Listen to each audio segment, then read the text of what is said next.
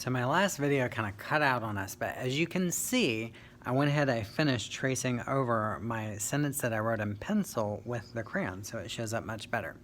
So now I'm ready to shift over to painting. So I have some paint supplies nearby. So here I have a watercolor set. The nice thing about tracing over everything in a crayon is we know that the crayon's lines, the wax in there will resist the water that's going to be in the paint. So I'm going to start painting me first. I think I'm the emphasis here, the most important thing in there. So I'm rinsing out my brush, running it over the edge of the bucket a couple times. I don't see a color that looks exactly like me or called Mr. Bazin. I think I'm going to go with this orange since I drew with orange. And then as long as I add water to it, then the orange actually comes out lighter and it looks a little closer to what I want it to look like. Okay, that could use a little more water, a little more paint. So I'm gonna get that on there. If I go too dark, it might look like I got a really bad sunburn, so I might have to spread it around, or I can always add water to make it look a little bit lighter if I need to. But I think that's looking a little closer to what I wanted it to. All right, so then I would paint my arms, and those show up. I wonder what color I'm gonna paint my shirt. You guys should be watching this thing. Blue. Because I traced it with blue, so that is my plan. I'm going to use blue to paint it in.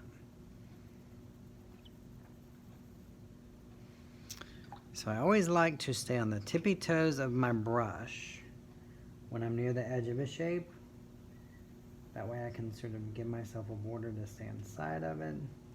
Once I've gone around that, using the tip of the brush to kind of trace the shape and show where I want to stay, then I can push down more with the brush to actually fill it in. So I've gone around the edges of my shirt here. Now I can push down more to fill it in. So it looks like I need a little more water, a little more paint.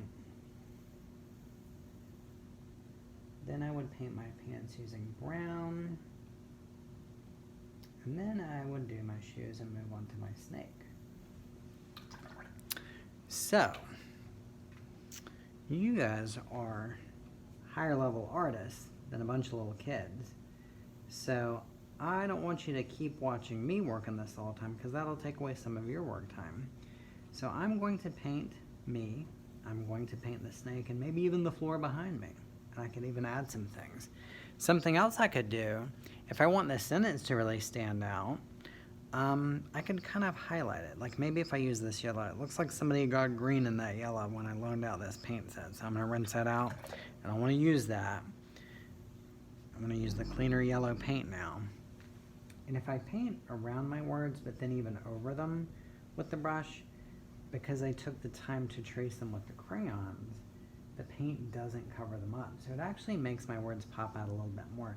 That purple is kind of a dark color, but then the yellow that I'm painting over it, that's kind of a light color.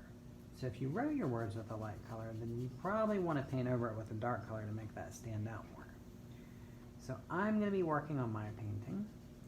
You guys are going to be working on finishing yours. And I look forward to seeing what you send me when you're done.